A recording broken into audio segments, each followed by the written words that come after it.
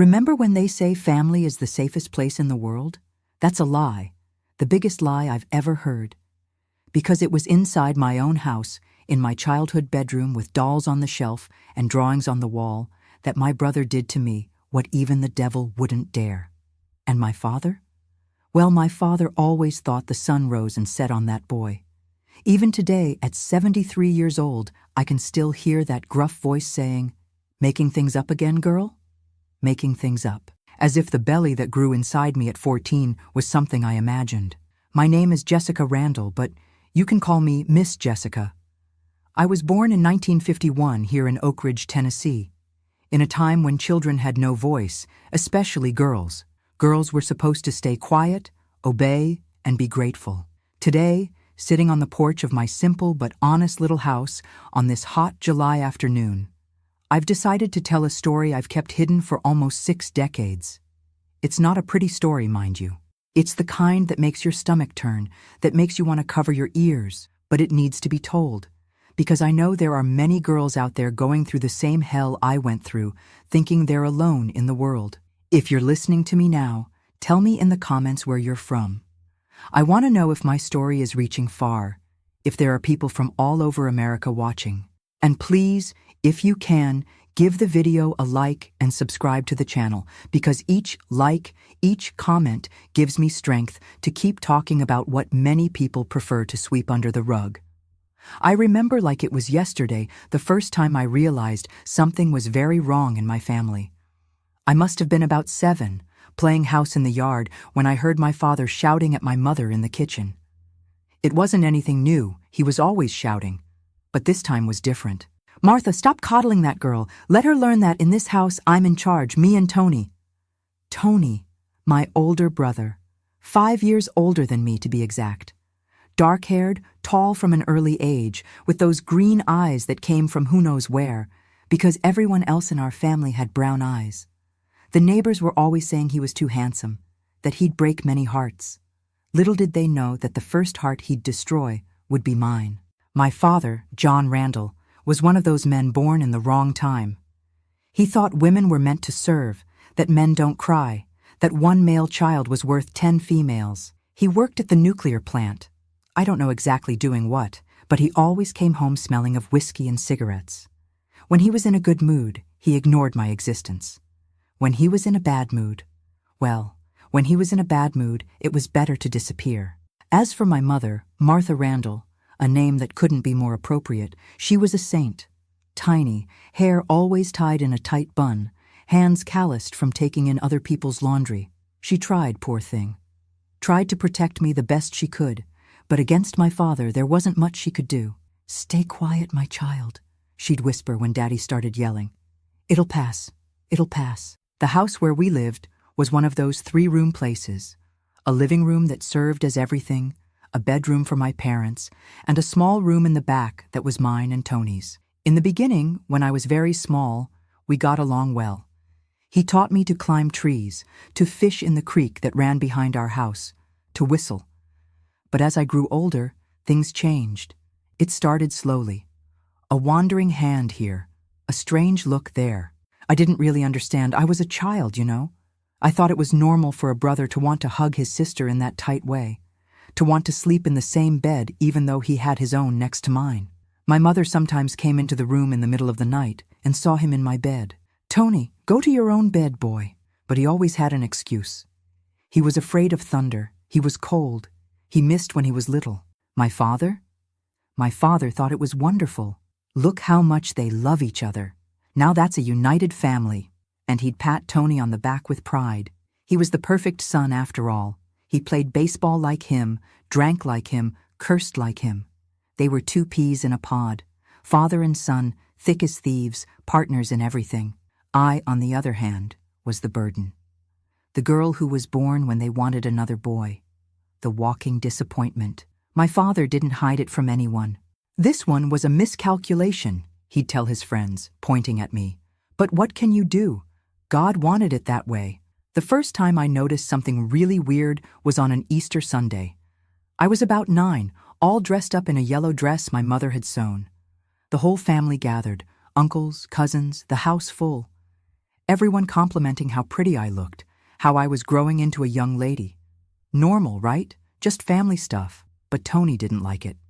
I saw it in his eyes. That sudden anger, that way of squeezing his soda cup until his knuckles turned white. When everyone went to the backyard for barbecue, he pulled me aside. "Think you're so pretty, huh? Trying to get attention?" I was confused. Attention from whom? I was just there, quiet in my corner, eating my piece of cake. But he continued, "You're mine, you hear? Mine. I don't want to see you giving anyone else the time of day." Mine? What did he mean, mine? Brothers don't own sisters. But that day, at that exact moment, something changed. The way he looked at me became different. Possessive. Dangerous. And I, even without really understanding what was happening, felt afraid. A cold fear that crept up my spine and made my stomach turn.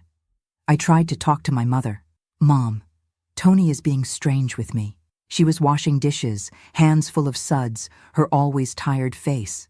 She stopped for a second, looked at me, and I saw it. I saw that she knew. I saw that she understood. But I also saw the fear in her eyes. The same fear I felt. "It's all in your head, honey. Your brother loves you. He just wants to protect you." And she went back to scrubbing the plates with too much force, as if she could also scrub away the truth that we both knew but couldn't speak of. That's when I understood something terrible. I was alone. My father on his side, my mother too afraid to do anything. And there I was, caught in the middle, a 9-year-old girl having to deal with a monster who slept in the room next door. Things got worse.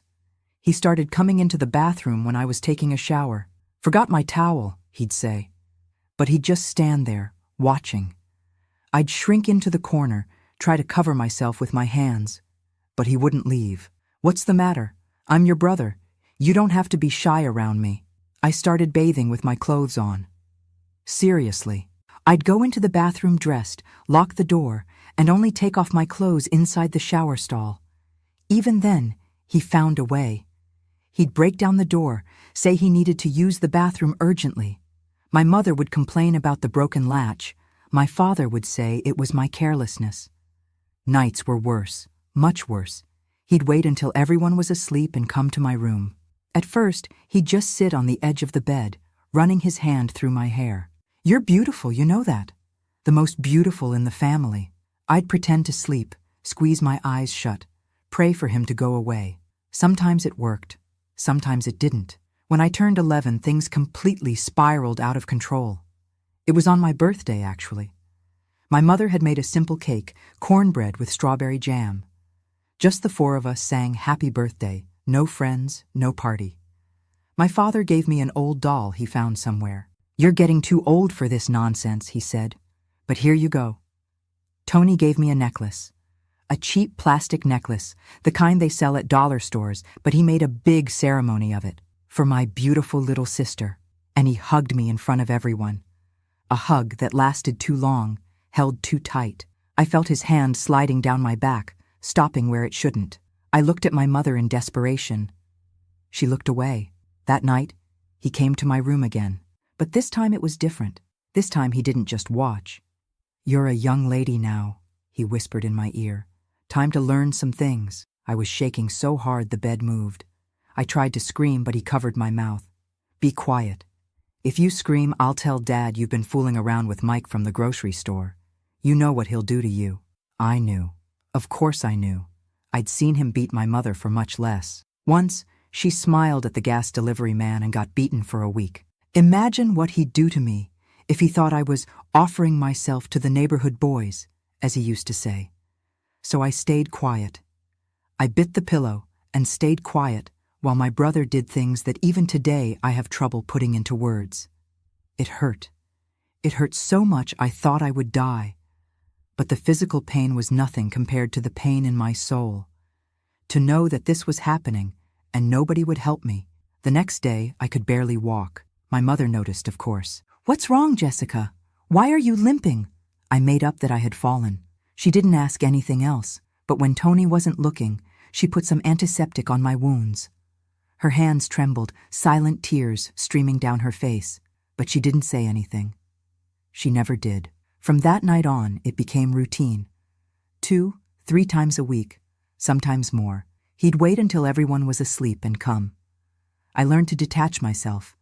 It's amazing how the mind can escape the body when it needs to. I'd imagine I was flying, that I was a free bird in the sky, that I was anywhere but there, in that bed, with that weight on top of me. My father continued to think Tony was the greatest. The two would go out to the bar together, come back drunk, singing.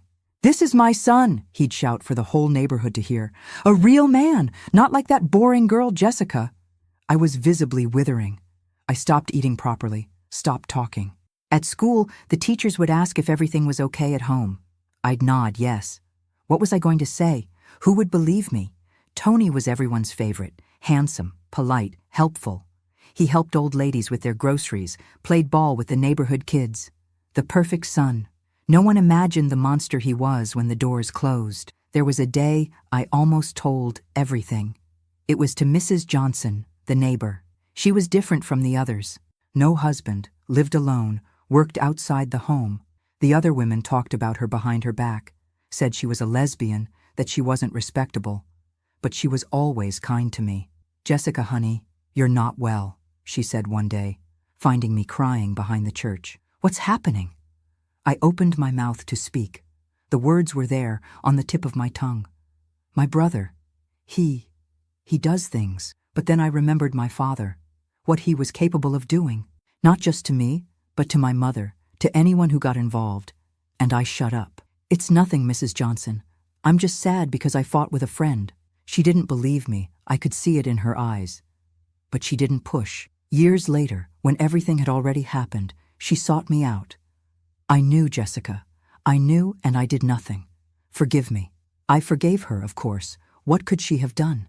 In those days, nobody talked about these things. It was a family secret, a forbidden subject, a shame carried in silence. When I turned 13, my body started to change. Breasts growing, hips widening, the period that came and scared me because no one had ever explained anything to me. My mother gave me some old rags and said, "Now you're a young lady. Be careful." Careful of what? I was already taking every precaution in the world, and it didn't help at all. Tony got even worse with the changes in my body. It was as if I had become an even more valuable trophy. The nightly visits increased. Sometimes he wouldn't even wait for everyone to sleep. He'd corner me in the bathroom, in the pantry, in any dark corner of the house. "You're getting hot," he'd say. "Soon the boys will start sniffing around. But you're mine, remember? Mine." I was an object, a thing, his private property, stamped and registered. And the worst part is that everyone seemed to agree with this. My father was always saying, "Tony's the one who'll choose who you marry. He knows the boys in town, knows who's decent. Marry." Little did he know that the only man who had touched me was his own son. The last straw came on a December afternoon. It was hellishly hot, the kind that leaves everyone irritable. My father had gone to work, my mother had gone to wash clothes at the river. I was alone at home, not alone. With him. "Come here, Jessica. Let's take advantage of being alone." I tried to run, but he was faster. He grabbed me by the hair, dragged me to the room. This time I fought. For the first time in all those years, I fought. I scratched, bit, kicked. But he was stronger. He always was stronger. "Think you're tough now, huh? I'll have to teach you a lesson." The lesson hurt more than all the other times combined. When it was over, I was bleeding. A lot. He looked at the blood on the sheet and shrugged. "Clean that up before Mom gets home." But I didn't clean it. I couldn't even get up. I lay there, in that red puddle, wishing to die, wanting to disappear, evaporate, cease to exist. That's how my mother found me. Her scream still echoes in my ears. A scream of horror, of pain, of guilt. She knew. Of course she knew. She always knew. My God, my child, my God. She hugged me, rocked me like when I was a baby. "Forgive your mother. Forgive me." That day, something in her broke. Or maybe it got fixed. I don't know. I just know that she picked me up, took me to the bathroom, washed me carefully. Then she made a bundle with our clothes. "We're leaving," she said. "Where to, Mom?" "I don't know, but we have to get out of here." But we didn't leave. When we were at the door, bags in hand, my father arrived. Drunk, as always. He saw the scene, understood immediately. "What nonsense is this?" my mother tried to explain. She stuttered, cried, begged, showed the blood, the bruises. My father listened to everything in silence. Then he looked at Tony, who had appeared behind him. "Is this true, son?" Tony shrugged. "Jessica's making things up, Dad. You know how women are. Must be jealous because I got a girlfriend." And my father believed him. Or pretended to believe. Or simply didn't care. He slapped my mother so hard she fell. "Stop protecting this whore. Want to run away? Run. But the girl stays. Someone has to cook and clean in this house." My mother looked at me. I saw the exact moment she gave up. On me, on herself, on life. She dropped the bag on the floor and went to the bedroom. We never spoke about that day again. Life went on. The nighttime visits continued. My body continued to be invaded. My soul continued to die little by little. But something had changed. I was no longer that frightened girl who bit the pillow not to scream. Now I was a survivor. And survivors do whatever it takes to stay alive, even if inside they've been dead for a long time. That's how it works in a house where the monster has the king's protection, where the queen is too weak to protect the princess, where screams are muffled and tears are invisible. That's how a girl learns that family can be synonymous with hell, and the worst was yet to come. The year 1965 started differently. I woke up on the first day of January feeling my stomach turning, but it wasn't a New Year's hangover. We didn't celebrate anything at home. It was nausea, the kind that comes from nowhere and makes you run to the bathroom. I thought it was something I ate. Little did I know that nausea would change the course of my life forever. January flew by. The nausea continued, especially in the morning. My mother noticed, of course. Mothers notice everything, even when they pretend not to see. "You eating spoiled food, girl?" I shook my head. Spoiled food we didn't have. We barely had good food, let alone spoiled. It was on a Tuesday in February that it hit me. My period was late, very late. I didn't really pay much attention to these things. I was never regular anyway. But when I put together the lateness with the nausea, with the sore breasts, with that strange desire to eat pickles with peanut butter, my God. No, it couldn't be. But it was. I remember the desperation I felt, sitting on the bathroom floor, counting on my fingers how many months it had been since I'd had my period. December didn't come. January didn't either. February was halfway through, and nothing. 3 months. 3 months carrying that inside me. The panic was so great that I threw up right there. This time, it wasn't pregnancy nausea. It was pure terror. 14 years old. I was 14 years old and pregnant by my own brother. How was I going to tell this? To whom? My mother already knew about the abuse and did nothing. My father would say it was my fault, that I seduced Tony, and him.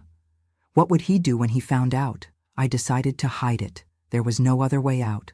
I started wearing the baggiest clothes I could find. My father's shirts, my mother's loose dresses. I tied rags around my belly, tightened them so much it hurt. Anything to disguise the volume that was beginning to show.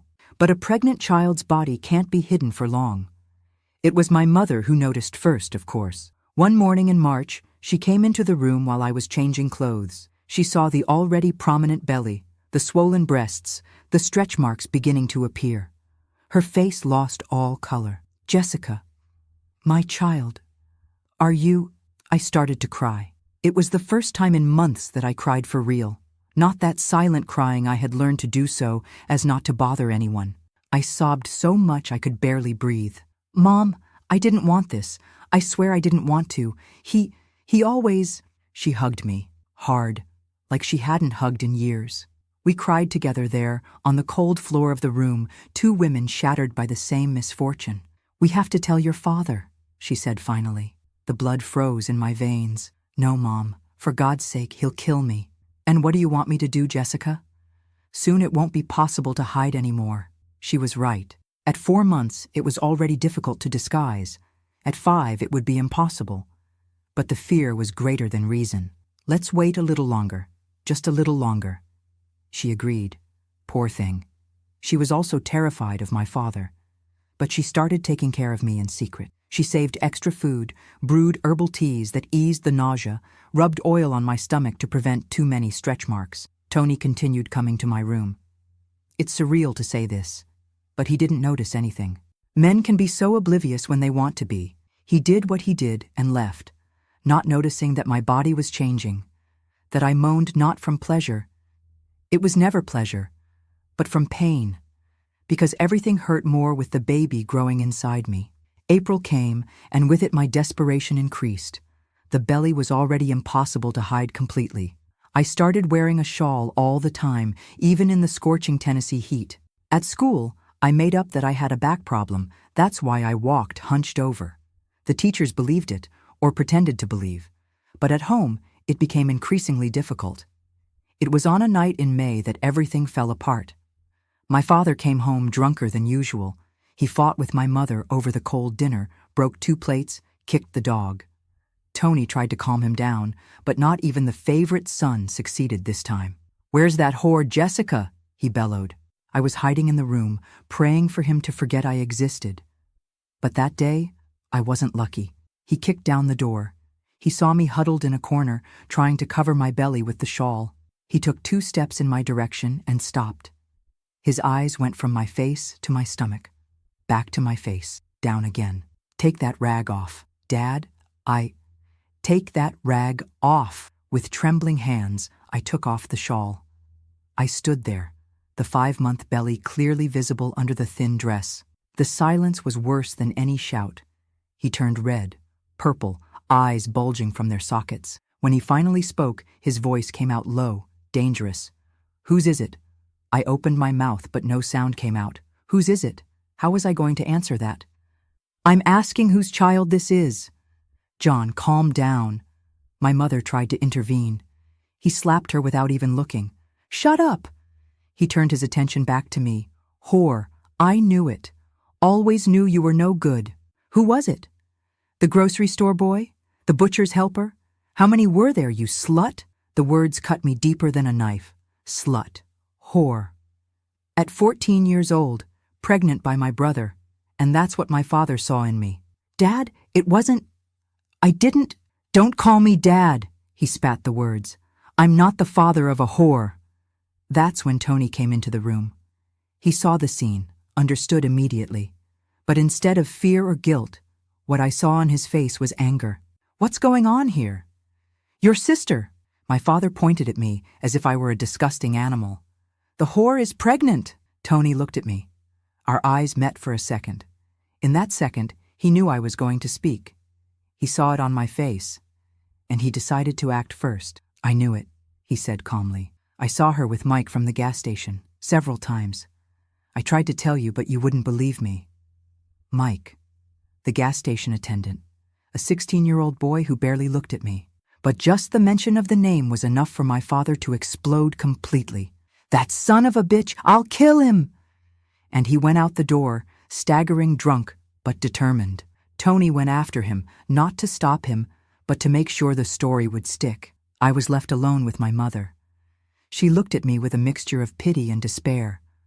"Why didn't you tell the truth?" "Would it have helped?" I replied, too tired to cry. "Do you think he would have believed it?" She didn't answer. We both knew the answer. What happened next was an even worse hell. My father went after Mike, made a huge scandal. The boy's family was terrified, swore he had never touched me. And it was true. But my father had already spread all over town that the gas station attendant had abused the innocence of his daughter. In 2 weeks, Mike's family moved away from town. They fled from the shame, the threats, the gossip. An innocent boy paid for my brother's crime. And me? I officially became the family's shame, the lost one, the one who had dishonored the Randall name. My father wouldn't even look at me anymore. My mother took care of me in secret, but always with that look of someone carrying a burden too heavy. Tony.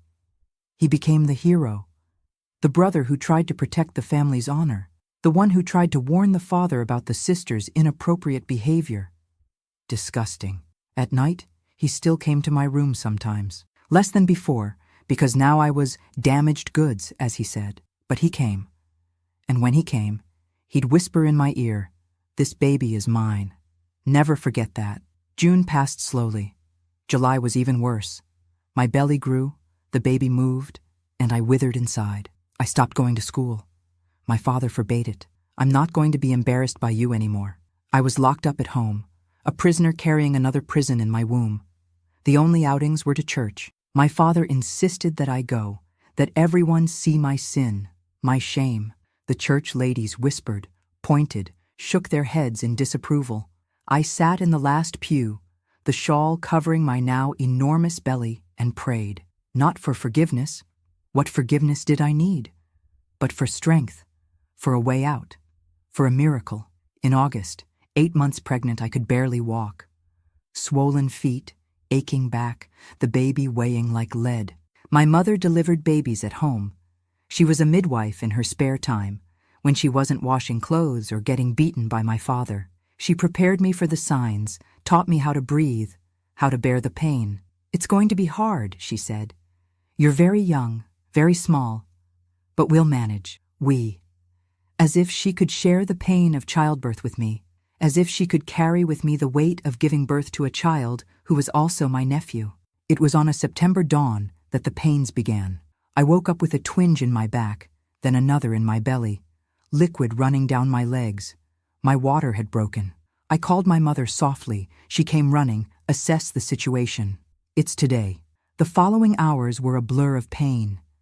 I bit a cloth not to scream, not to wake the men of the house. My mother boiled water, prepared clean rags, whispered words of encouragement. Strength, honey. Breathe. That's it. Like that. It's almost over. But it wasn't almost over. The baby was breech, wouldn't turn. My mother was sweating as much as I was, her skilled hands trying to maneuver him.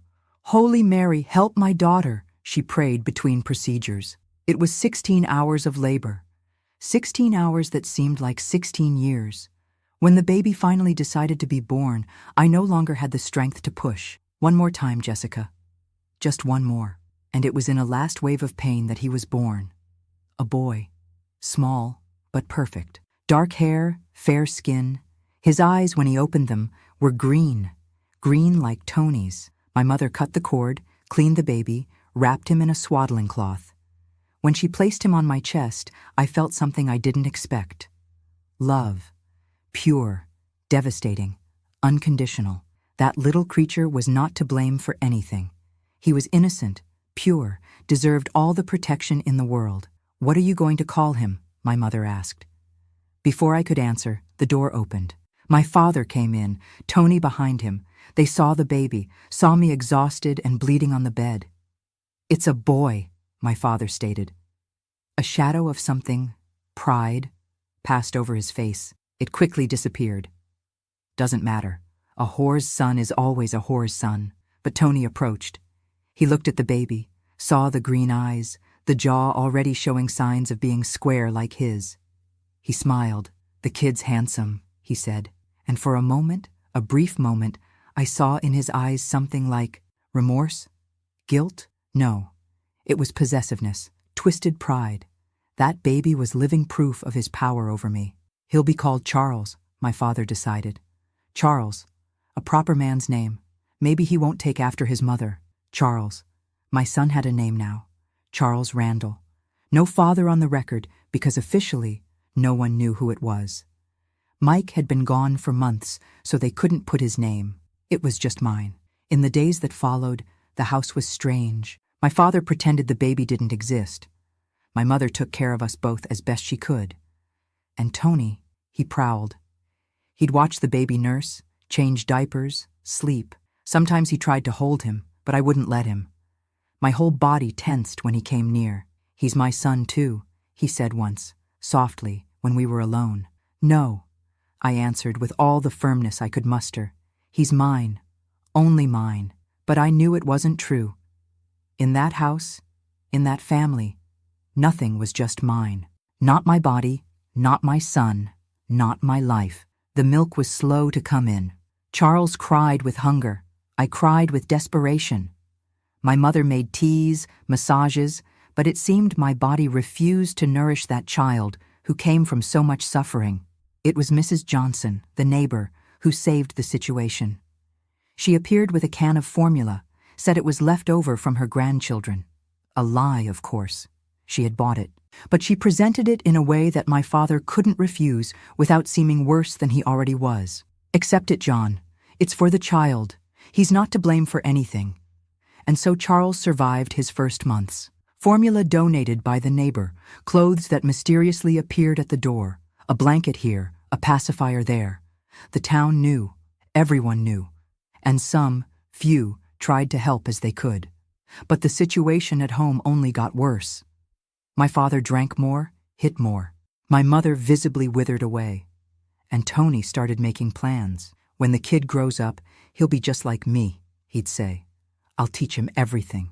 He'll be my partner, my blood. The terror I felt hearing that was worse than all the violence I had suffered. My son. He wanted to turn my son into a monster like him. No. No way.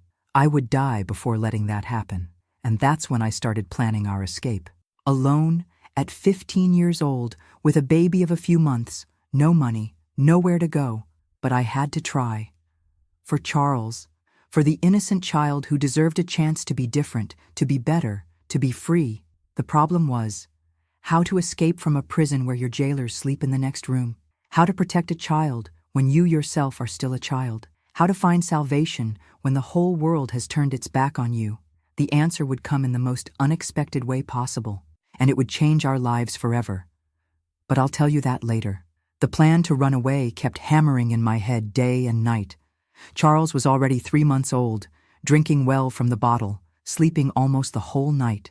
But how was a 15-year-old girl, without a penny to her name, going to manage to run away with a baby? Where to go? With what money? It was December when I gathered the courage for my first attempt. My father had gone to work. Tony had gone to play basketball. My mother was in the backyard hanging clothes. I took Charles, wrapped him in a blanket, put in a grocery bag his few clothes and a can of formula.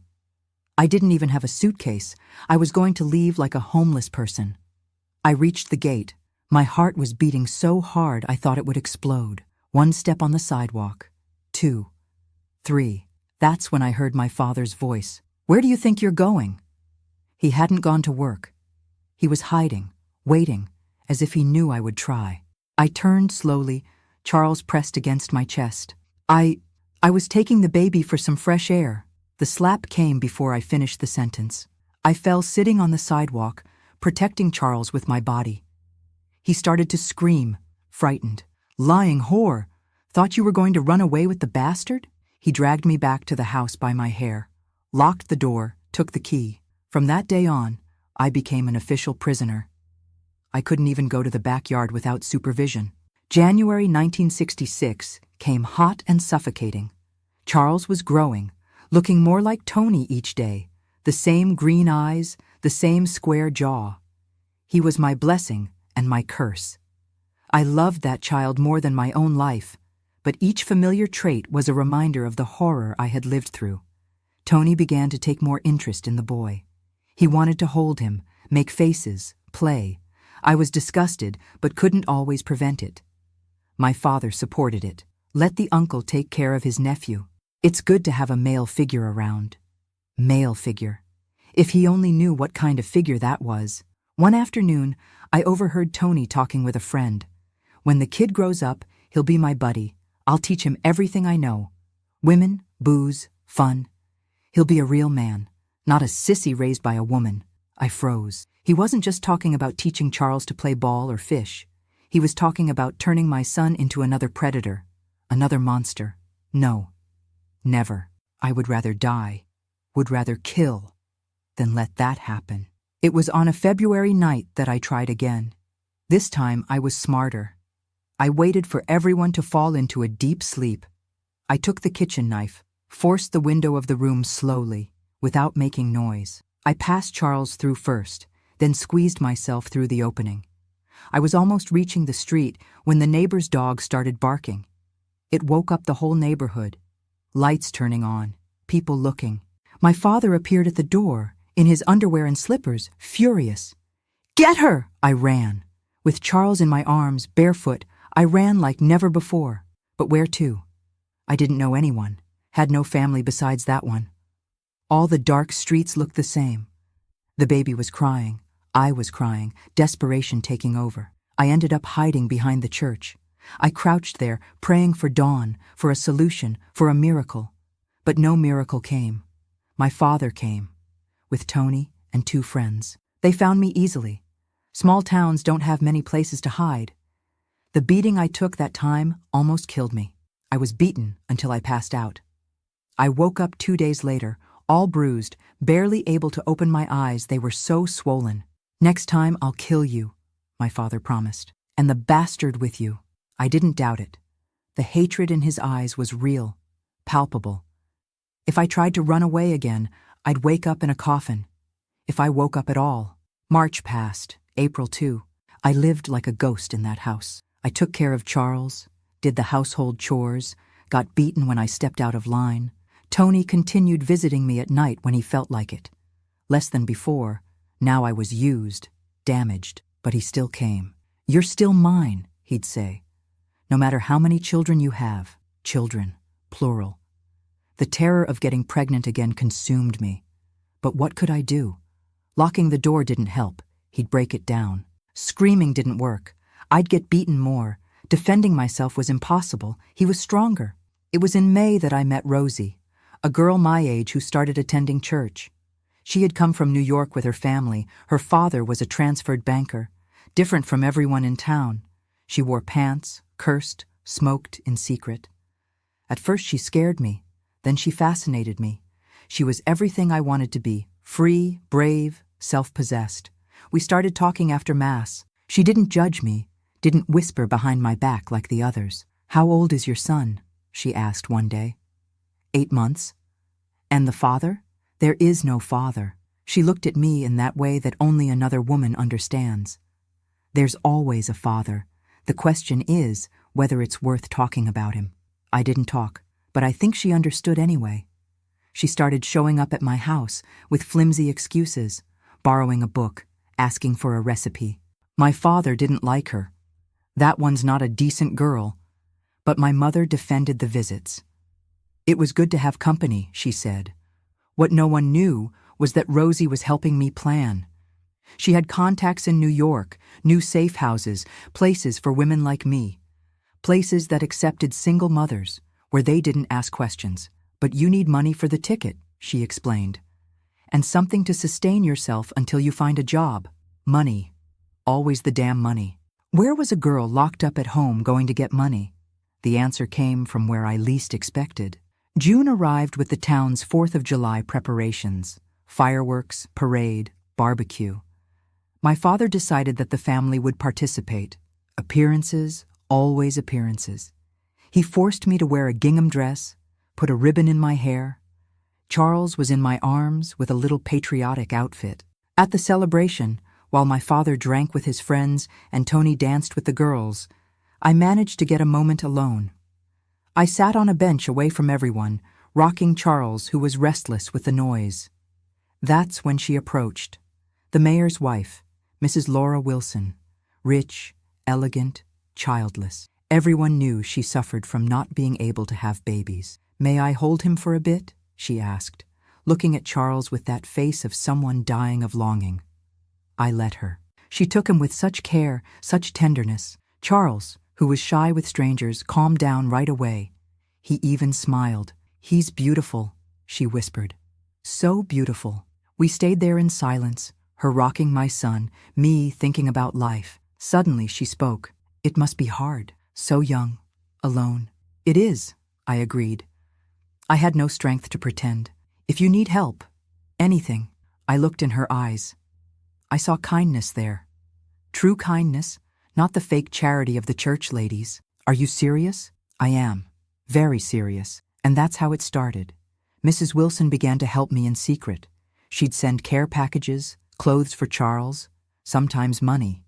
Always discreet, always through third parties. My father thought it was charity from the church. With the money she gave, I started saving for my escape fund. I hid the bills in the lining of the mattress, among the diapers, in any corner I thought was safe. Penny by penny, bill by bill. July flew by. Charles was already crawling, babbling his first words. "Mama, was the first. I cried so much when he said it. It was proof that despite everything, I was a mother. A real mother, not just the girl who gave birth. August brought another frustrated attempt. This time, I didn't even get to leave the house. Tony caught me packing the bag at night. "Going on a trip, sis?" he asked with that cynical smile. Charles has a fever. I was going to take him to the clinic." Liar. He approached, cornered me against the wall. "You know what happens to liars?" His hand on my neck, squeezing. Not hard enough to kill, just to remind me that he could. "If you try to run away again, it won't be Dad who kills you. It'll be me. And the bastard? Well, we can always make another one, right?" The threat to Charles was what broke me. I could endure anything, but not losing my son. I put away the bag, dismantled the plan, for now. September came, and with it Charles's first birthday. I made a simple cake with what flour I had. We sang Happy Birthday softly. My father didn't like fussing. The boy clapped his hands, smeared his face with frosting. For a moment, a brief moment, we were just a mother and son celebrating life. But reality returned quickly. That night, Tony drank too much. He came into my room staggering, reeking of whiskey. "It's been a year today," he said, looking at Charles sleeping in the makeshift crib. "A year since my son was born." "He's not your son," he laughed, an ugly laugh without humor. "No? Look at him closely, the eyes, the jaw. He's the spitting image of me." "Get out of my room." "Your room." More laughter. "Nothing here is yours, not the room, not the son. You're mine. Forgot?" He grabbed me. I tried to fight, but he was strong, was drunk, violent. Charles woke up with the commotion, started crying. "Shut him up," Tony growled. I broke free, ran to the crib. I rocked Charles, desperate to calm him. Behind me, I felt Tony approaching. "Good to see you two together, mother and son, my family, his family." Bile rose in my throat. I held Charles tighter, as if I could protect him with my body. "One day," Tony continued, voice slurred with alcohol, "one day I'll tell him. I'll tell him who his real father is, and then the three of us will be a real family." That was the last straw. There, at that moment, with my son in my arms and that monster at my back, I made a decision. I was going to run away, even if it cost my life. But I was going to get Charles out of there, was going to save him from that hell. What I didn't know was that the opportunity was closer than I imagined, and it would come in the most tragic way possible. October started differently. My father was strange, quieter, drinking less. At first I thought it was just in my head, but my mother noticed too. "John's acting odd," she commented one day, washing dishes. "He's tired, no appetite." It was true. The man who had always been a bull, strong and brutish, seemed to be withering. Yellowish skin, sunken eyes. But nobody said anything. In our house, showing concern was a sign of weakness. It was on an October morning that everything changed. I woke up to screams coming from my parents' room.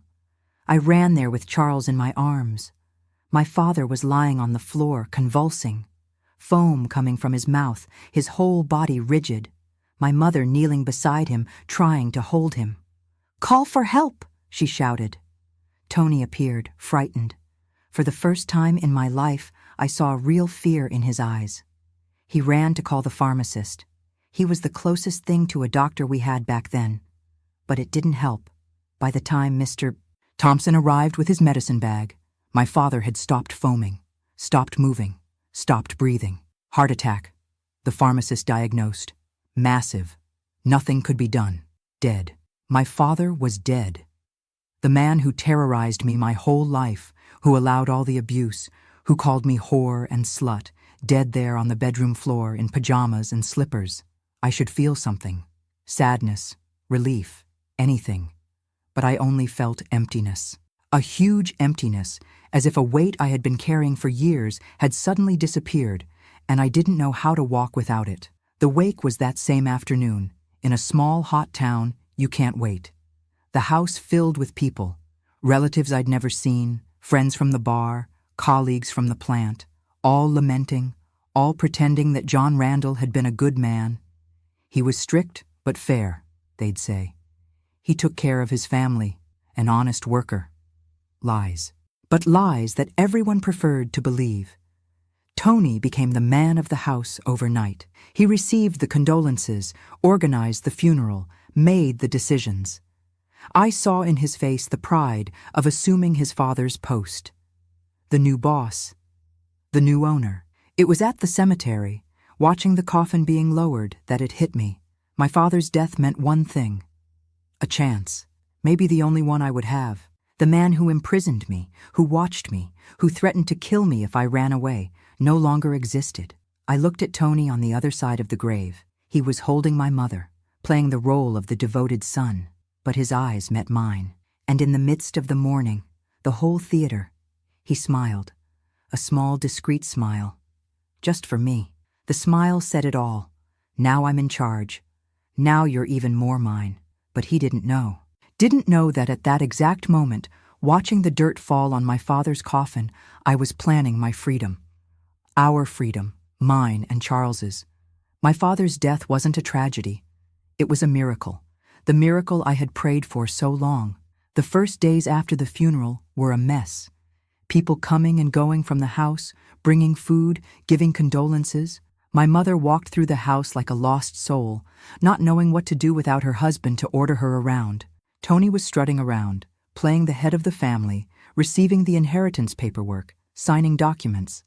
But I wasn't wasting time. While they dealt with the bureaucracy of death, I was planning life. Rosie showed up on the third day, with her way of not caring about conventions. So?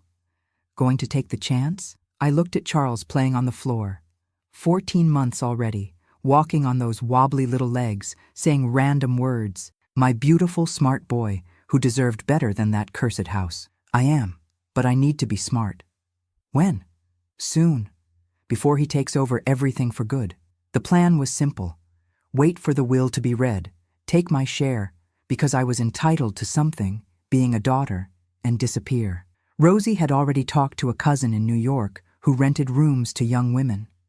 It wasn't ideal, but it was a start. The problem began when the lawyer read the will. Yes, my father had a will. And guess what? He left everything to his male child. Everything. The house, the land, the savings, for me and my mother, just the right to live there as long as Tony allowed. But that's not fair, my mother finally found the courage to complain. The lawyer shrugged. The law allows it. Your husband could dispose of his assets as he wished. I saw the triumphant smile on Tony's face. Now it was official. He was the owner of everything, of everyone, of me. That night, lying in bed with Charles sleeping beside me, desperation hit hard. Without money, how was I going to run away? The bus ticket to New York was expensive. I needed food for the journey, formula for Charles, a place to stay once I got there. That's when I remembered. Mrs. Wilson, the mayor's wife. She had said she would help if needed. Was the offer still valid? The next day, I made up that I needed to go to the pharmacy to buy medicine for Charles. It was a lie, but my mother let me go. She was so lost without her husband that she didn't question anything anymore. I ran to the mayor's house. Huge mansion, manicured garden, high fence. I clapped at the gate, my heart in my mouth. What if she didn't want to receive me? What if she had regretted the offer? But she came. Beautiful as always, silk dress, gentle smile. Jessica, what a surprise. I heard about your father. My condolences. Thank you, Mrs. Wilson. I need to talk to you. She saw the desperation in my face. Come in, dear. Let's talk. In the luxurious living room, with Charles in my lap looking in wonder at the crystal decorations, I told her everything. Not the sordid details. I still didn't have the courage for that, but the essentials. That I needed to leave that house, that I had nowhere to go, that I feared for my son's future. She listened in silence. When I finished, she sighed deeply. I suspected as much. Small town, one always suspects. But I never had proof, never knew how to help. Now you can. Please, I just need money for a ticket, to start over. She became thoughtful. After a time that seemed eternal, she spoke. I can do better than that. I have a friend in Washington, D.C. owner of a family boarding house. She needs help in the kitchen, offers room and board. It's not much, but it's honest work and a safe place. Washington, D.C., the nation's capital. Far enough from Oak Ridge to never cross paths with Tony again. My heart raced with hope. I accept anything. I'll call her today. And the ticket?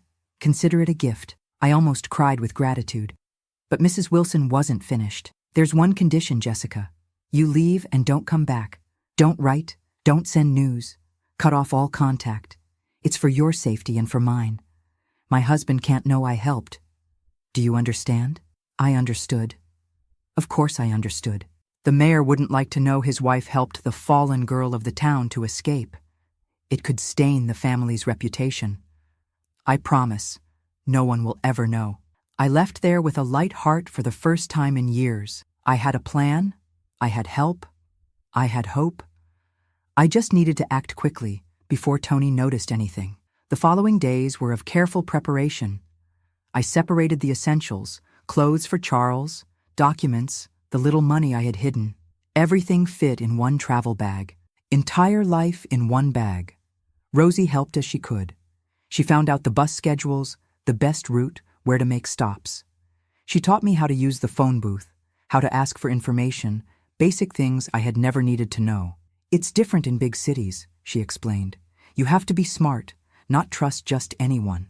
The set date arrived, November 3rd, 1966. The bus left at 4 in the morning. Mrs.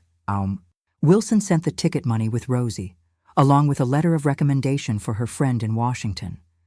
The night before, I barely slept. I kept looking at Charles, memorizing every detail. The light brown hair, the upturned nose, the chubby little hands. My son, my treasure, who was going to know the world beyond those four walls. At 3 in the morning, I got up slowly. I dressed Charles while he was still sleeping, grabbed the bag, made the sign of the cross. The house was silent. My mother snoring softly in her room. Tony had gone out. It was Friday, his night at the town's brothel. I walked through the living room on tiptoe. Each creak of the floorboards seemed like thunder. Charles moved in my arms, mumbled. I shushed him softly, rocking him. I was almost at the door when I heard, "Really leaving?" I froze. I turned slowly. My mother was there, standing at the kitchen door. Old nightgown, disheveled hair, eyes red from crying. "Mom!" I know. I've always known. Everything. Her voice was a broken whisper. But I never had the courage. "Your father, I was afraid. Why didn't you protect me?" The question came out before I could hold it back. Years of hurt in one sentence. She lowered her head. "Because I'm weak. Always have been. But you're not. You're strong, Jessica. Stronger than I'll ever be." We looked at each other in the dark, mother and daughter. Two opposite destinies. "Go," she finally said. "Go and don't look back. Take care of that boy. Give him the life you deserve." I approached, kissed her face. Wrinkled skin, smell of lye soap, taste of tears. "Goodbye, Mom. Goodbye, my daughter." I went out the door without looking back. The dawn air was cold, cutting. Charles nestled against my chest, going back to sleep. I walked quickly through the deserted streets. Each step took me further from that house, that life, that nightmare. The bus station was small, poorly lit. Rosie was already there, faithful to the end. "I thought you weren't coming anymore." "I almost didn't. My mother." "She knows?" "She always knew." Rosie nodded. Between women, some things don't need to be said. The bus arrived, puffing, releasing black smoke. The driver, a pot-bellied old man, took my ticket without looking. "Washington, huh? Long trip. 18 hours if we don't break down on the way." 18 hours. Almost a whole day moving away from hell, approaching who knows what. But anything was better than staying. I climbed the steps with difficulty, balancing Charles and the bag. The bus was almost empty, half a dozen passengers sleeping, heads bobbing to the rhythm of the road. I chose a seat in the back, near the window. I settled Charles, who was now awake, looking at everything with baby curiosity. Rosie came up to say goodbye. "Take care of him. And yourself." "I will. When you get there, forget this place. Forget everything. Start from scratch. Like it's that easy. She held my hand. It's not easy, but it's necessary. You deserve to be happy, Jessica. Both of you do. The driver honked. Let's go. I've got a schedule to keep. Rosie ran down.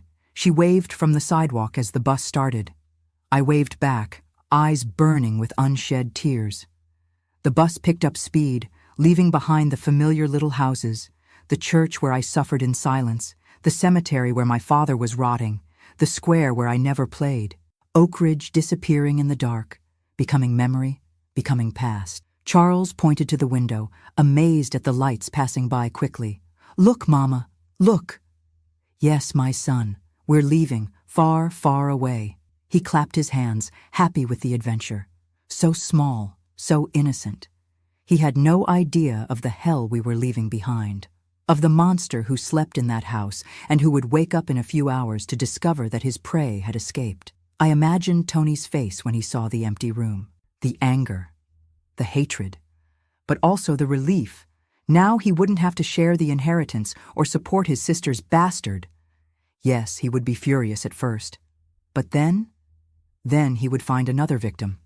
Men like him always do. The town was full of defenseless girls, of passive fathers, of weak mothers, but I was no longer one of them. The road stretched ahead, a ribbon of asphalt cutting through the fields. The sun was beginning to rise, painting the sky pink and orange. Charles slept in my lap, soft breathing, little hand clutching my blouse. 18 hours. 18 hours to leave Jessica Randall behind and be born another person. Someone without a past, without trauma, without fear. Someone who could start over. I rested my head against the window, watching the landscape change. Sparse fields, poor little towns, isolated gas stations. The deep South passing before my eyes, so big, so full of possibilities. In Washington, nobody knew me. Nobody knew my story. I could make up anything. War widow, country girl trying her luck, ordinary single mother. Anything but the truth. The truth would remain buried in Oak Ridge, along with my father, along with my innocence, along with the girl I was and would never be again. Charles moved, mumbled. I gave him the breast. I still breastfed, more for comfort than for hunger. He sucked eagerly, green eyes looking at me with absolute trust. Green like his father's, but that didn't matter anymore. They were just eyes, beautiful eyes of my beautiful son, who would grow up free, happy, never knowing where he came from. The bus swayed, the engine rumbled, the hours passed. Quick stops in little towns whose names I didn't even know. People getting on and off, lives crossing for moments. At one of the stops, I got off to use the bathroom. Woman alone with baby always draws attention. An older lady offered to hold Charles while I went. Thank you, but I'll take him with me. Never. Never again would I leave him alone with strangers. Never again would I blindly trust. I had learned in the worst way that danger lives where you least expect it. Back on the bus, I ate the lunch that Rosie had prepared.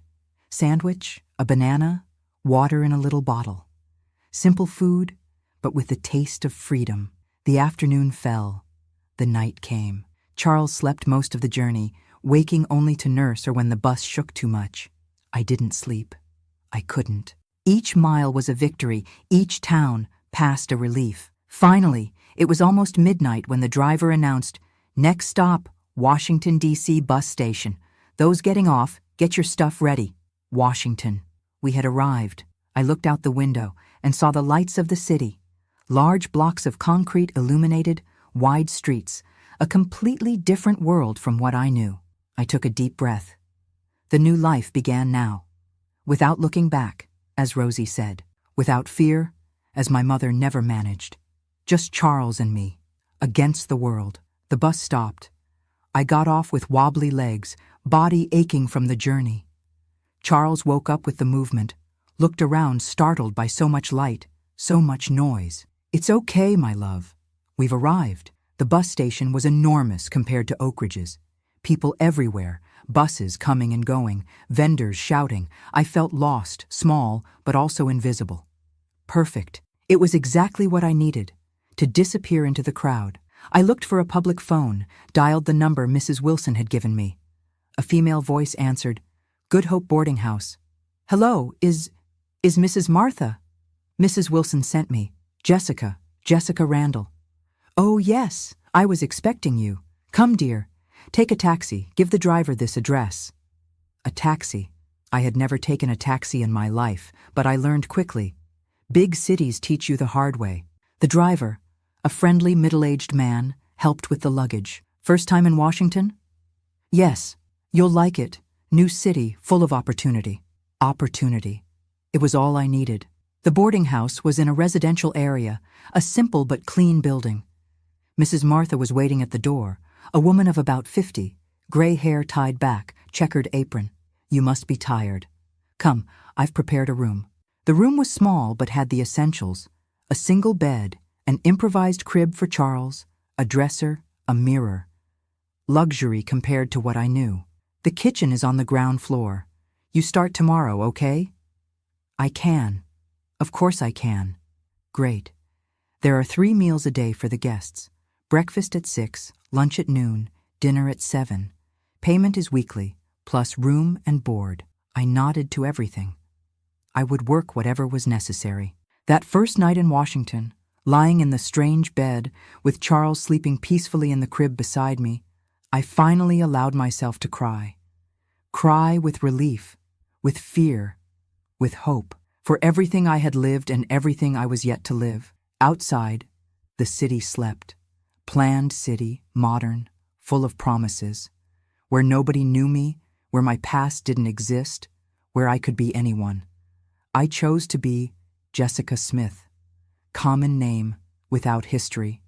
Young widow, husband died in a work accident. One among thousands of migrants who arrived every day in the capital in search of a better life. And it was true, in a way. I was migrating. I was seeking a better life. Just not for a dead husband. The past stayed in Oak Ridge. The future began there, in that cramped little room, in that strange city, with my son in my arms and freedom within reach. It wouldn't be easy, but it would be ours, and that was enough. Washington was my salvation and my challenge. The first months at Mrs. Martha's boarding house were hard, but in a different way. It wasn't the terror from before. It was the hardness of honest work, of the heavy routine, but one that was free. I'd wake up at 5 in the morning, leave Charles sleeping. Mrs. Martha took care of him while I worked, and go to the kitchen. Breakfast for 15 guests was no joke. Toast, fried eggs, freshly brewed coffee. Then I'd clean everything, prepare lunch, beans, rice, meat, clean again, prepare dinner. In between, I'd run to nurse Charles, change diapers, give him attention. But you know what? It was good. It was exhausting. It was sweaty. But it was mine. Nobody touched me without permission. Nobody invaded my room. Nobody called me a whore. I was just Jessica, the cook, the quiet but hard-working young woman. Charles grew strong. At 1.5 years, he was already running around the boarding house, playing with the guests. He was the joy of the place. Mrs. Martha melted for him. The chambermaids fought to play with him. For the first time, my son had a family. Odd, improvised, but a family. 1967 flew by. I saved every penny. The dream was to leave the boarding house, rent a little place just for us. However tiny, but ours. Where I could raise Charles my way, away from curious looks, from uncomfortable questions. It was in 1968 that my life took another turn. A new guest appeared at the boarding house. Mr. Robert, a retired civil servant, recent widower. A man of about 60, educated, quiet. He'd stay there for weeks, then disappear, then come back. He noticed Charles. It was hard not to notice. A 2-year-old boy, smart, talkative, green eyes that drew attention. He started bringing little presents, a toy car here, a little book there. I thanked him, but kept my distance. Men who seemed too kind always made me wary. But Mr. Robert was different. He didn't try anything. He just talked, told stories, played with Charles. Gradually, I lowered my guard. He told me about his wife who died of cancer, about his children who lived far away, about the loneliness that weighed on him. "You remind me of my daughter," he said one day. "The same strength, the same determination. One afternoon, Charles fell while playing and scraped his knee. He cried so much that nothing consoled him. Mr. Robert appeared with a first aid kit. "I was an army medic," he explained, cleaning the wound. "I know how to take care of this." While he took care of Charles, talking to distract him, singing a silly little song, something changed in me. I saw there not a dangerous man, but a grandfather, someone who also needed family. The friendship grew slowly. He'd come to the kitchen, help peel potatoes while we talked. He talked about the times of Kennedy, the civil rights movement, the hopes for a new country. I listened, learned, dreamed. One day, he made the proposal. "Jessica, I have a house in Georgetown. It's been empty since my wife died. Too big for me alone. How about you and Charles living there? It's not a favor. You take care of the house, cook, and I pay a fair salary." My heart raced. A house? Leave the boarding house? It seemed too good to be true. But what will people say? He laughed. "Let them say what they want. I'm too old to care about gossip. You need a house, I need company. It's business, not romance." I thought long and hard. I talked with Mrs. Martha, who approved right away. "Robert is a decent man, Jessica. I've never seen him disrespect anyone." I accepted. In March 1969, we moved to his house. It was a simple but spacious townhouse. 3 bedrooms, yard, all neat. Charles got a room of his own for the first time in his life. The routine was peaceful. I took care of the house, prepared the meals. Mr. Robert left early, returned in the late afternoon. We'd talk at dinner, then each to their own corner. Mutual respect, healthy distance. But children don't know these boundaries. Charles adopted Mr. Robert as his grandfather. Grandpa Rob, he called him. He followed the old man around the house, asked for stories, showed him drawings, and Mr. Robert, bless him, melted completely. It was he who taught Charles to ride a bicycle, who took him to the park for the first time, who explained about the planes that passed. "Look there, Charlie. That big one is a Boeing." Seeing the two together, my heart squeezed. This is what family should be. Affection without malice, care without ulterior motives. Everything that was missing in my childhood, my son was having. 1970 brought changes. Mr. Robert fell ill, heart problem. I started taking care of him more closely. Medicine at the right time, special diet, forced rest. He complained but obeyed. "You're worse than a sergeant," he joked. "It's for your own good." I know. That's why I put up with it. On an afternoon at the hospital, after a bigger scare, he held my hand. "Jessica, I need to ask you something. If something happens to me, don't talk like that. Listen, if it happens, I want you to keep the house. You and Charles. I've already arranged the papers." I protested. It was too much I couldn't accept. But he insisted. "I don't have anyone, Jessica. The children barely call. You and Charles are my family now. Let me take care of you like you take care of me." I cried. For the first time in years, I cried with gratitude. Not for the money or the house, but for the gesture. Someone seeing me as a person, not as a thing. Someone wanting to protect me, not use me. Mr. Robert got better, but became more fragile. I started sleeping in the next room to hear if he needed anything. Charles slept between us two. In my room when he was afraid, in his when he wanted a story. In 1971, I enrolled Charles in kindergarten. 5 years old, smart as can be. Blue uniform, little backpack, gap-toothed smile. My pride, my miracle. "Mom, why don't I have a dad?" he asked one day, out of nowhere. I froze. I knew the question would come, but I wasn't prepared. "Your dad died, son, when you were a baby." "How did he die?" "Accident, working." "Was he nice?" I took a deep breath. He was. Yes, he was. A lie. But some lies are necessary. Some truths kill. Charles accepted the explanation. For now. But I knew one day I would have to tell more. Make up details, create memories, anything but the truth. 1972 came with the presidential election. The whole country stopped to watch. Mr. Robert bought a new TV, color. Total luxury. We watched all the coverage together. Me, him, Charles, some neighbors. When Nixon won re-election, Charles painted his face red, white, and blue, ran down the street with the other children. Normal, happy, free. Watching him there, celebrating with his little friends, I thought of Oak Ridge. Did it still exist? Was Tony still living there? Was my mother alive? I blocked the thoughts. That life had died. I was another person now. Jessica Smith, cook, single mother, Washington resident. The past didn't exist. But sometimes, in the sleepless dawns, it came back. In nightmares where Tony found me, where he took Charles from me, where everything started again. I'd wake up in a cold sweat, run to Charles's room, check if he was there, safe, sleeping peacefully. In 1973, Charles turned 7. Mr. Robert organized a party.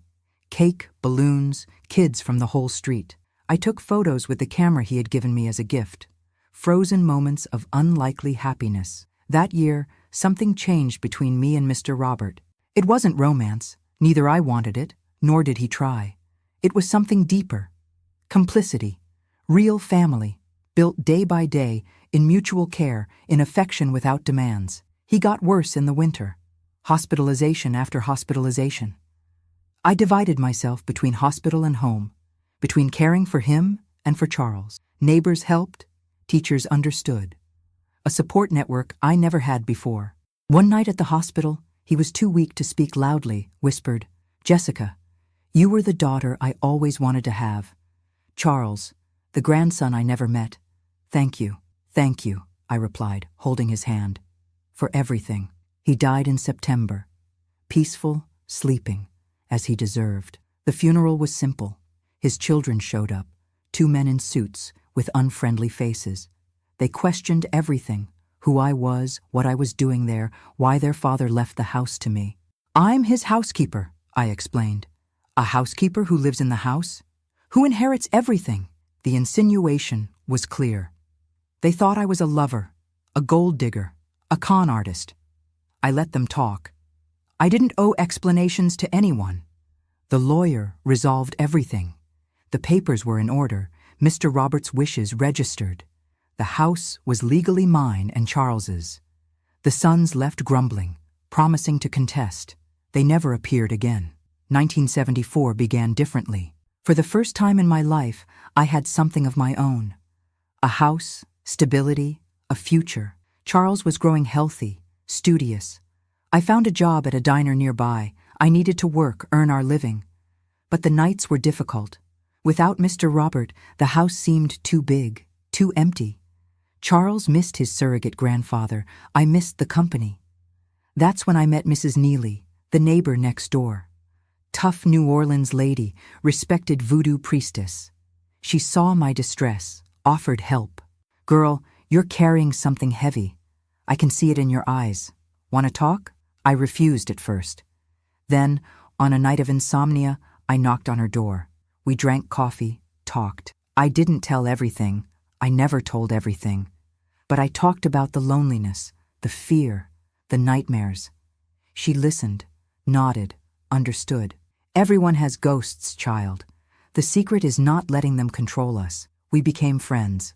She looked after Charles when I worked late. I helped at her spiritual gatherings.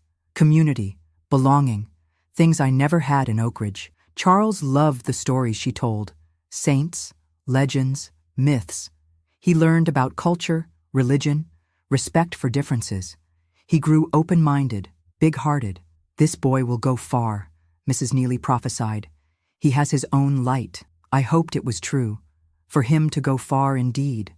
Far from any shadow of the past, from any mark of the violence that created him. In 1975, Charles turned 9.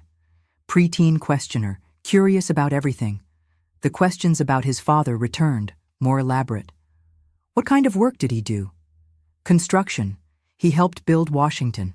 Why aren't there any photos of him? We lost everything in a move. How did you two meet? Each question, a new lie. Each lie, another brick in the wall that protected him from the truth. I started writing. At night, after Charles was asleep, I put on paper the memories. Not to publish, God forbid, but to organize. To make sure I would never forget, even wanting to. Oak Ridge, Tony, the basement, the escape, all there in crooked letters, notebook hidden in the back of the drawer. One day I thought, when I die, someone will find it, will read it, will understand. But not Charles. Never Charles. 1976 brought adolescence for real. Voice changing, pimples on the face, interest in girls, normal, healthy, everything adolescent should be. But the eyes, those damn green eyes. Each year that passed, more like Tony's. Sometimes, at a specific angle, in a particular expression, I saw the monster in my angel.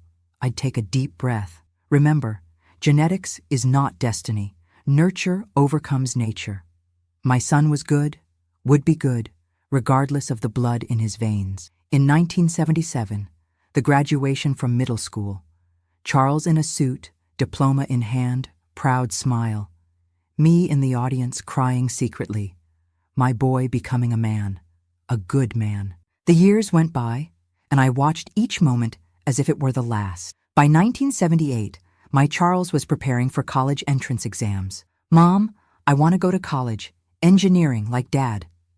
Dad, the invented ghost he idolized, the dead hero who never existed. You will, son. You'll achieve all your dreams, his dreams, mine. Those of the imaginary father I created to protect him. In 1978, those were nights of study, textbooks spread across the table, nervousness in the air, Charles tense. Me even more so. When the result came out, accepted at Georgetown University, civil engineering, it was an explosion of joy. Party in the street. Mrs. Neely made her special jambalaya. Neighbors brought drinks, music until late. Charles hugging me, laughing, celebrating. I made it, Mom. I made it. We made it, I thought. Against all odds, against everyone, we made it. College was expensive. Nobody warned about that. Books, materials, transportation. I went back to working 2 jobs, diner during the day, cleaning at night.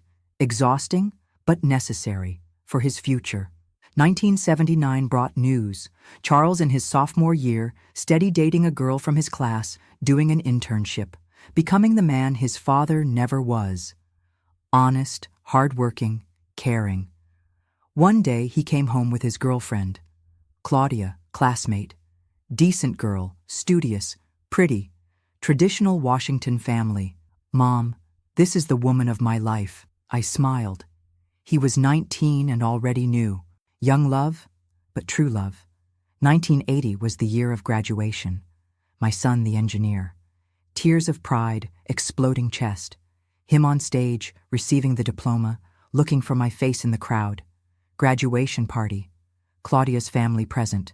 Doctor father, teacher mother, lawyer siblings. Fine people, educated, treating me well despite everything. The single mother, the housekeeper, the one without a last name. Mrs. Smith, you raised a wonderful man, Claudia's mother said. He was born good, I replied. Lie, truth, both things. Born of violence, but chose love. A miracle I cultivated with blood, sweat, and silence. 1981 arrived with a wedding. Full church, veil and wreath, wedding march. Charles in a suit, Claudia in white, me as maid of honor. The groom's only family. Where are your relatives, Mrs. Smith? They asked. I don't have any, all dead.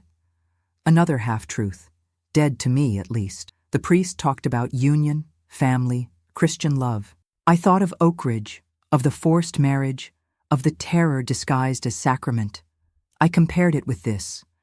2 young people choosing each other, loving each other, respecting each other. The difference between hell and heaven. 1982 was blessed. First grandchild. Girl, Mary Claire. Beautiful, healthy, crier. Charles silly with fatherhood, Claudia radiant, me a grandmother at 51. I held that little creature in my arms, perfect, innocent. Real granddaughter. Real family. No secrets, no shadows, no fear. Grandma, she looks just like you, someone commented. I looked closely. Dark hair, upturned nose. Nothing of green eyes, thank God. Nothing that reminded me of him. 1984 brought the second grandchild, John Robert. Homage to Mr. Robert, smiling boy, calm. Charles building his own house, stable life, happy family. Everything I dreamed of, more than I deserved. Sometimes at family gatherings, I'd look around. Full table, people laughing, children playing. Normal, everyday, blessed life. Nobody imagined. Nobody would ever imagine. And that's how it had to be. In 1985, Charles took the big step. Started his own firm. Small, but promising. Government contracts, important works, respected name in the market. Mom, I want you to stop working. Let me take care of you now. I resisted at first. Independence was my security. But he insisted. Claudia supported. After all, I deserved to rest. I retired from cleaning. Life as a full-time grandma. Picking up grandchildren from school, making carrot cake, telling bedtime stories. Made-up stories, of course. Fairies, princes, happy endings. No real monsters, dark basements, desperate escapes. 1986 marked our move to a bigger house. Garden, pool, room for each child. Charles insisting that I live with them. You're the head of the family, Mom. Your place is with us. My place. After so much no place, I finally had one. But the past doesn't rest. On an insomnia night that same year, I turned on the TV, the news, stories from all over the country, and suddenly, a report. Town of Oak Ridge modernizes infrastructure. Oak Ridge. It still existed. Aerial images, interviews, progress. I looked for familiar faces, found none. 20 years change a lot of things. Was he still living there? Had he married, had children? Had he done to others what he did to me? I turned off the TV. Some portals should not be opened. Here we are. Me, at 73. Time flies when you're busy living instead of just surviving. Charles, a grandfather too. Gray hair, but same sweet smile. Mary Claire, a doctor like the surrogate grandfather she never met. John Robert followed his father's footsteps in engineering. Alice, a teenager, dreaming of being a writer. Great-grandma, have you ever thought about writing your memoirs? She asked the other day. I almost choked on my coffee. What memoirs, my angel? Grandma's life doesn't have much adventure. Lie number 1001. But some stories are not to be told. They are to be buried, forgotten, erased, so that the next generations can write their own, clean, without the stains of the past. These days I dreamed of Oak Ridge. First time in years, but it wasn't a nightmare. I dreamed of the town catching fire, turning to ashes, the wind carrying everything away. I woke up feeling light. Now, recording this video for the Grandparents' Tales channel, I tell this story for the first time. Why now? Maybe because time is running out. Maybe because other women need to hear it. Maybe because keeping secrets is tiring and I'm too old to carry this weight alone. If you've made it this far, thank you for listening. I know it was heavy, I know it hurts, but it needed to be said. There are many Jessicas out there, trapped in their own basements, thinking there's no way out. There is a way out. There's always a way. Sometimes it's a door, sometimes it's a window, sometimes it's a hole in the wall that you have to dig yourself, but there's a way out. The miracle wasn't the money for the ticket or the job offer or even my father's death. The miracle was that I believed I deserved better. It was having the courage to seize the chance when it appeared. Charles doesn't know this story. He will never know. Some would say it's wrong, that a son has the right to know where he came from. I say, a son has the right to be happy, to live without the weight of crimes he didn't commit, to believe his father was a hero, not a monster. I protected him his whole life from this truth. It's my last act of love, taking this secret to the grave, letting him continue to believe in the beautiful lie I built. Engineer father, died in an accident, mother's young love. Today I'm even grateful for his green eyes. They taught me that appearance doesn't define character. That evil isn't inherited, it's learned. And that a mother's love can transform any cursed inheritance into a blessing. If you watched this far, do this grandma a favor. Subscribe to the channel, leave your like, show that my story wasn't told in vain. And more. Tell me in the comments where you're from. I want to know if this story is reaching women from all over the country. The link is here in the description. Come be part of this chain of strong women. Because our strength isn't in muscles or money. It's in surviving, in protecting, in transforming. My name is Jessica Randall, or rather, it was.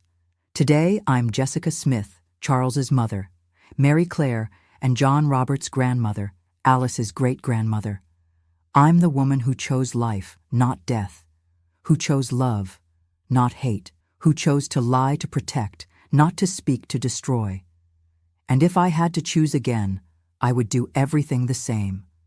Until never again, Oak Ridge. Until forever, new life. That was my story, our story. A story of miracles, yes, but miracles that we ourselves make happen.